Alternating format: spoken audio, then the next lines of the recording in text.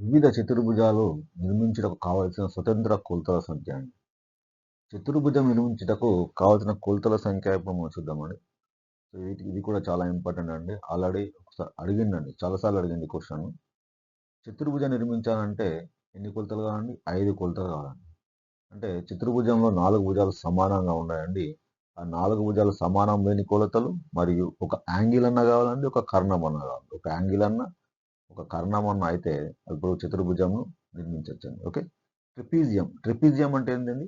ఒక జత ఎదుటి భుజాలు సమాంతరంగా ఉంటే దాన్ని ట్రిపీజియం అంటాం. ఒక జత ఎదుటి భుజాలు సమాంతరంగా ఉంటే దాన్ని ట్రిపీజియం అంటాం. దీన్ని నిర్మించడానికి 4 కొలతలు కావాలండి. ఓకే. సమాంతర చతుర్భుజంలో 2 జతల ఎదుటి భుజాలు సమాంతరంగా మరియు సమానంగా ఉంటాయి. 2 జతల ఎదుటి భుజాలు సమాంతరంగా మరియు సమానంగా ఉంటాయండి. సో దీన్ని నిర్మించడానికి 3 కొలతలు కావాలండి. ఓకే.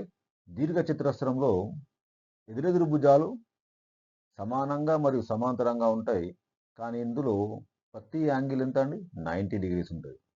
ఓకే. ప్రతి యాంగిల్ ఎంత ఉంటుందండి? 90 డిగ్రీస్ ఉంటుంది. దీన్ని నిర్మించడానికి 2 కొలతలు కావాలండి. ఓకే. Next rhombus. ఈ రాంబస్లో ఆసన్న భుజాలు అంటే పక్కన భుజాలు సమానంగా ఉంటాయి. పక్కన భుజాలు ఎలా ఉంటాయి? సమానంగా ఉంటాయి. దీన్ని నిర్మించడానికి 2 కొలతలు కావాలండి. ఓకే. చతురస్రం అంటే 4 భుజాలు సమానంగా ఉంటాయి. మరి ప్రతి యాంగిల్ ఎంత ఉంటుందండి? 90 డిగ్రీలు ఉంటుంది. దీన్ని నిర్మించడానికి ఎన్ని కొలతలు కావాలండి? 4 భుజాలు సమానంగా ఉంటాయి కాబట్టి ఒక కొలత అయితే మనకు నిర్మించవచ్చండి. ఒక కొలత అయితే మీరు చతురస్రం నిర్మించవచ్చండి. ఓకే. నచ్చితే లైక్ చేయండి, సబ్స్క్రైబ్ చేయండి, షేర్ చేయండి ఫ్రెండ్స్. ఓకే. Thank you.